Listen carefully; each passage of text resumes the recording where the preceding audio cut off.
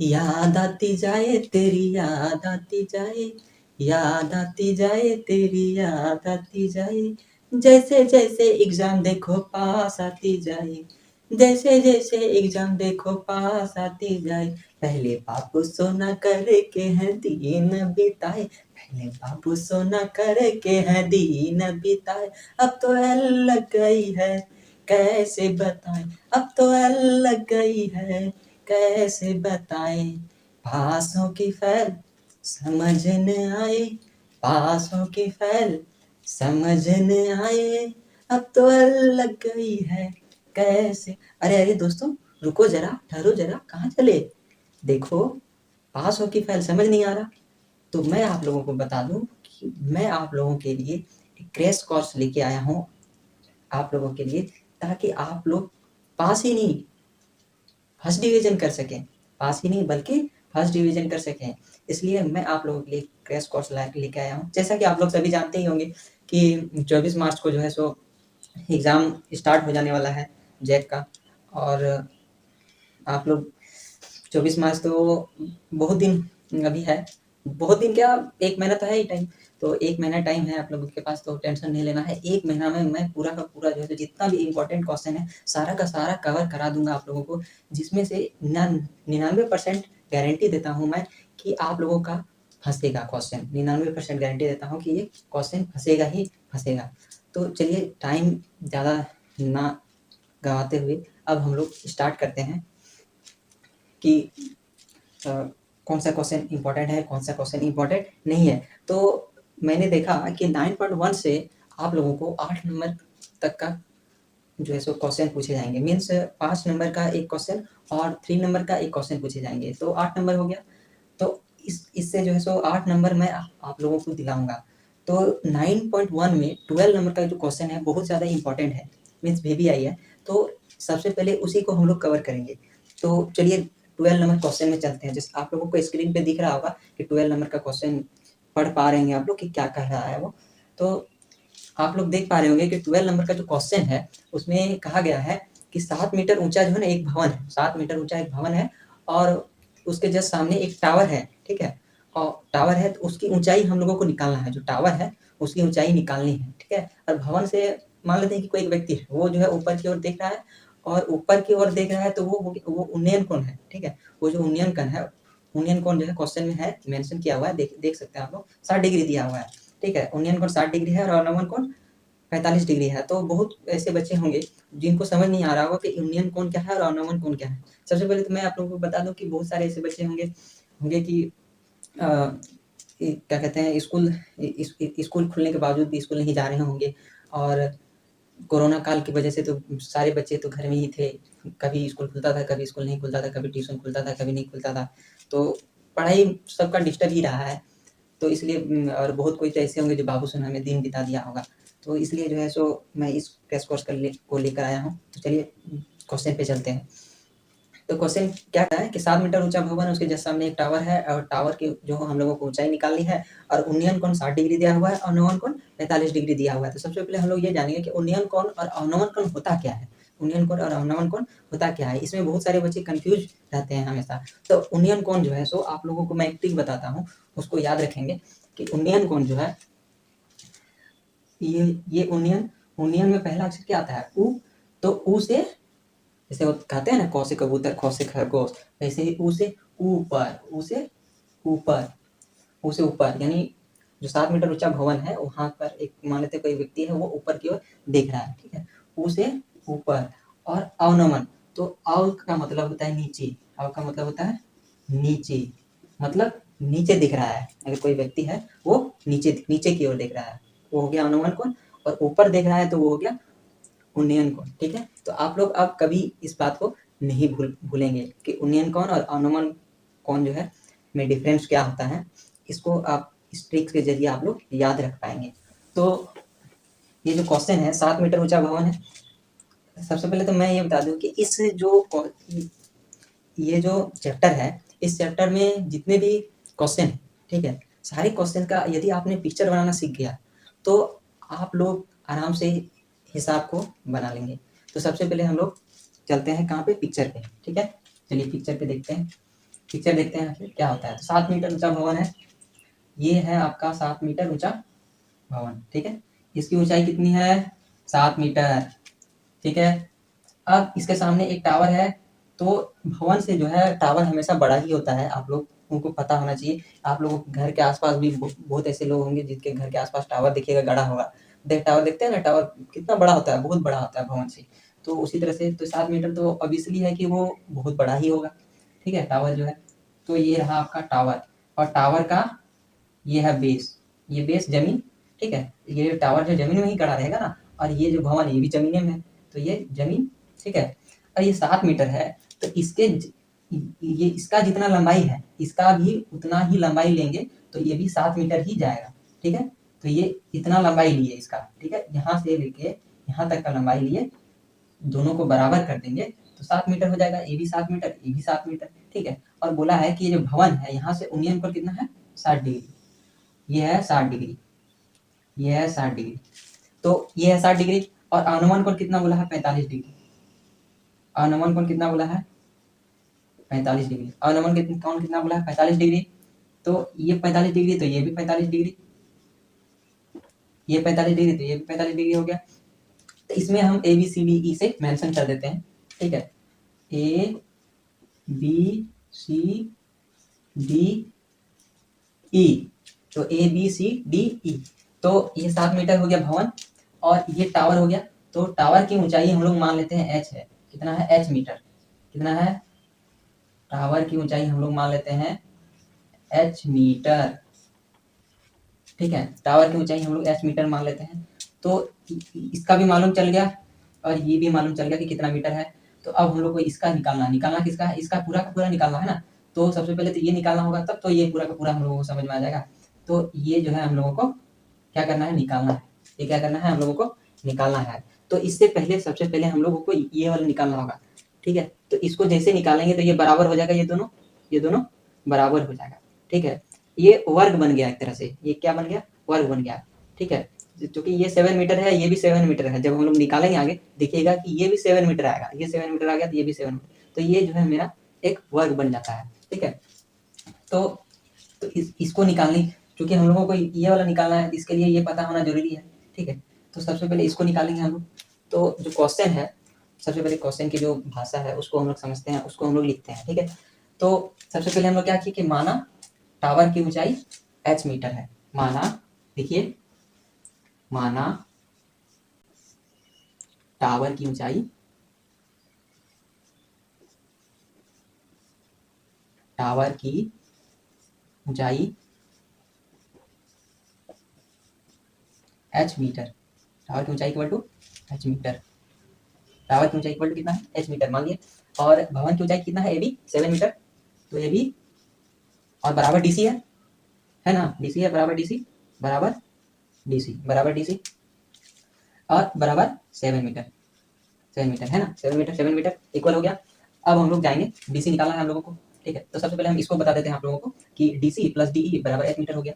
तो DC plus DE, DC plus DE equal to कितना हो गया? h मीटर, h मीटर निकालना है। इसमें हम लोगों को क्या है? डीई, तो डीई ये रहा, डी ये, तो DE equal to h minus DC, h minus DC metre, h minus DC metre. चलिए, h माइनस डीसी मीटर, इसको निकालने के लिए क्या करना होगा हम लोगों को? सबसे पहले ये जो समकोण त्रिभुज आप देख रहे हैं, ये समकोण त्रिभुज जो आप देख रहे हैं, ठीक है, इसको सबसे पहले निकालना होगा हम लोगों को, जिससे कि बेस निकल जाएगा और ये दोनों इक्वल हो जाएगा। फिर ये जब इक्वल हो जाएगा तो ये अपने आप निकल जाएगा, तो ये भी एक समकोण त्रिभुज ही है, ठीक है। तो चलिए हम लोग आगे चलते हैं। तो सबसे पहले हम लोग कहाँ जाएंगे? समकोण त्रिभुज ए बी सी में, समकोण त्रिभुज ए बी सी में। तो समकोण त्रिभुज ए बी सी में, ठीक है,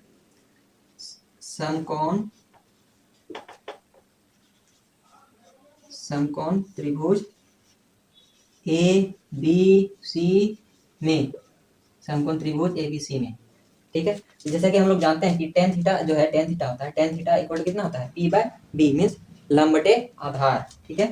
टेन थीटा इक्वल टू लंब बटे आधार, लंब बटे आधार, tan थीटा इक्वल टू लंब बटे आधार होता है।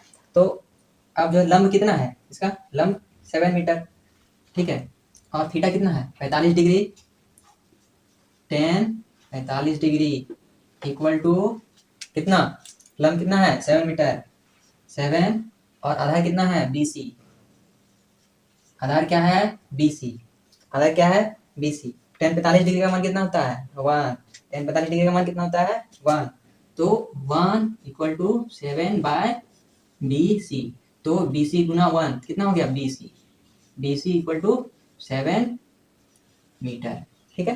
तो BC इक्वल टू 7 मीटर, तो ये BC और ये AD दोनों बराबर हो गया, ये 7 मीटर तो ये भी कितना हुआ 7 मीटर, ये भी कितना हो गया 7 मीटर, तो BC equal to AD, BC equal to AD, तो ये AD बराबर हो गया, ठीक है। तो इतना आप लोग लिख लीजिए, उतार लीजिए। तो चलिए अब हम इसको मिटाते हैं, फिर समकोण त्रिभुज EDA में चलेंगे, ठीक है। इसको आप लोग लिख लीजिए फिलहाल, चलिए लिख लिए, अब आगे बढ़ते हैं।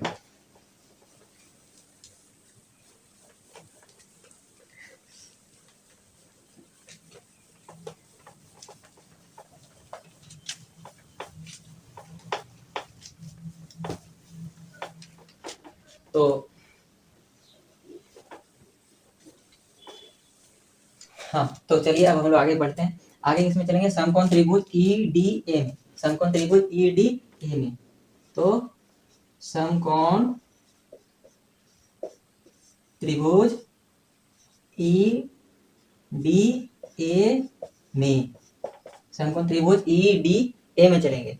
समकोण त्रिभुज EDA में क्या करना है, उसी तरह से tan थीटा लेना है, ठीक है। तो tan थीटा कितना, थीटा में क्या लेंगे हम लोग 60 डिग्री लेंगे, ठीक है। tan थीटा इक्वल टू लंब बटे आधार, तो tan थीटा लंब बटे आधार तो लिखे थे ना उस टाइम, देख आप लोग देखे ही तो कितना लिखिएगा बार बार लंब बटे आधार, ठीक है। इससे जो है आंसर भी शॉर्ट बनेगा, तो इसलिए लंब बटे आधार, लंब में क्या है, क्या है लंब में, लंब में ये वाला ED, ठीक है, ED क्या है आपका लंब में, ठीक है, या फिर बोल सकते हैं DE, ठीक है, क्योंकि DC और DE लिए थे ना हम लोग, इसलिए DE लिखेंगे, ठीक है। तो DE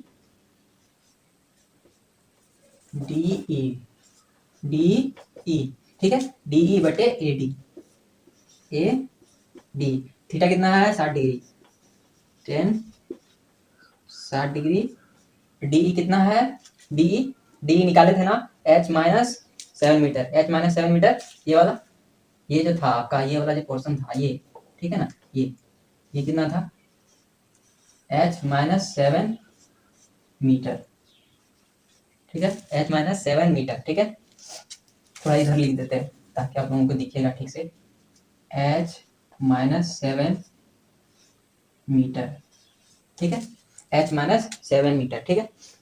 तो tan 60 degree equal to DE कितना हो गया H-7 मीटर, H-7 और AD कितना है 7, ठीक है। 60 डिग्री का मान कितना होगा √3, 60 डिग्री का मान √3, आप लोग याद किए होंगे ये जो √3 sine cos tan cot cosec का मान 60 डिग्री 45 डिग्री 0 डिग्री, तो इस 30 डिग्री सबका मान क्या होता है आप लोगों को याद ही होगा, याद किए भी होंगे आप लोग, अगर याद नहीं किए हैं तो मैं आप लोगों को याद करवा दूंगा। और चूँकि जो है सो रेगुलर क्लास चालू होगा, क्रैश कोर्स जैसे ही खत्म होता है, रेगुलर आप लोगों का जो है 10th क्लास का मैथ का जो है सो NCERT का ऑल बोर्ड एग्ज़ाम के लिए क्लास चालू होगी, जिसमें कि आप लोगों को हर एक चैप्टर कवर कराया जाएगा, लेसन 1 से लेकर लेसन 15 तक, पूरा का पूरा जो है सो मैथ में जितना भी चैप्टर है पूरा का पूरा कवर कराया जाएगा, चाहे वो एग्जाम्पल हो या फिर क्वेश्चन हो, ठीक है, या फिर इंट्रोडक्शन हो, पूरा का पूरा कवर कराएंगे आप लोगों को शुरू से लेकर अंत तक। तो आप लोगों के जो पीछे जो 9 क्लास में जो बच्चे हैं उन लोगों को आप लोग बोल दीजिएगा कि 10th क्लास के लिए भी मैथ के लिए क्लास चालू होगी आप लोगों का 24 मार्च के बाद 25 मार्च से आप लोगों का स्टार्ट होगा। फिर मैथ का जिस दिन आप लोगों का होगा एग्जाम उससे जो है सो उससे एक दिन पहले मैं मैथ के जो है बहुत सारे क्वेश्चन आप लोगों को रिवाइज करवा दूंगा, ठीक है, 10th क्लास वाले बच्चों के लिए। और 9th क्लास वाले बच्चे जो 10th क्लास में प्रमोट होने वाले हैं उन लोगों से मैं कहना चाहूँगी कि आप लोगों की क्लास जो है रेगुलर स्टार्ट होगी और वो भी बिल्कुल फ्री में, ठीक है, आप लोगों से कोई पैसा नहीं लिया जा रहा है, बिल्कुल फ्री में आप लोगों का क्लास जो है सो दिया जा रहा है यहाँ पे फ्री ऑफ कॉस्ट, ठीक है। अब साल भर जो है सो आप लोगों को ओनली मैथ जो है सो पढ़ने को यहाँ पे मिलेगा। आप लोग बेफिक्र होके पढ़िए ठीक है। ट्यूशन अगर आप लोग पढ़ते हैं या फिर कहीं पे पढ़ने जाते हैं तो 200 300 400 500 रुपया देना पड़ता है। आप फिर क्यों ना आप फ्री में पढ़ें, है कि नहीं। तो इसलिए मैं आप लोगों को फ्री में यहाँ पे पढ़ाऊँगा। ओके, चलिए अब इसका मान हम लोग जानते हैं। √3 हो गया 1060 डिग्री का मान, और ये आपका h-7/7 h-7/7 मीटर में है ये, ठीक है। अब हम लोग क्या करेंगे, आगे चलते हैं। 7 को √3 से मल्टीपल करो, गुना करो। तो 7 को √3 से गुना करेंगे तो क्या होगा, 7√3 तो h-7 बाय नहीं होगा, 7 तो उधर चल गया ना, तो बाय कहाँ से आएगा। तो 7√3 इक्वल टू बराबर, मतलब 7√3 बराबर h-7। तो अब ये -7 को इधर ले आएगी तो क्या हो जाएगा, h बराबर 7√3 प्लस 7। अब 7 का कॉमन ले लीजिए, ये जो 7 है इसको कॉमन ले लीजिए। 7√3 प्लस 1 मीटर, ये हो गया आपका आंसर। ओके, ये आपका आंसर। तो आप लोग इतना जान लीजिए कि ये पिक्चर समझ गए तो पूरा का पूरा समझ गए, पूरा का पूरा जो है सो समझ जाइएगा हिसाब को कैसे बनाना है। इसलिए आप लोग जो है, मैं जिस भी क्वेश्चन को बताऊं आप लोग घर में मिनिमम 10 टाइम्स रिवाइज कीजिए, ठीक है, जिससे कि आपके दिलो दिमाग में बिल्कुल भी बैठ जाएगा, ठीक है ना। बाबू सोना का तो नाम ही नहीं रहेगा, सिर्फ हिसाब ही नजर आएगा, ठीक है।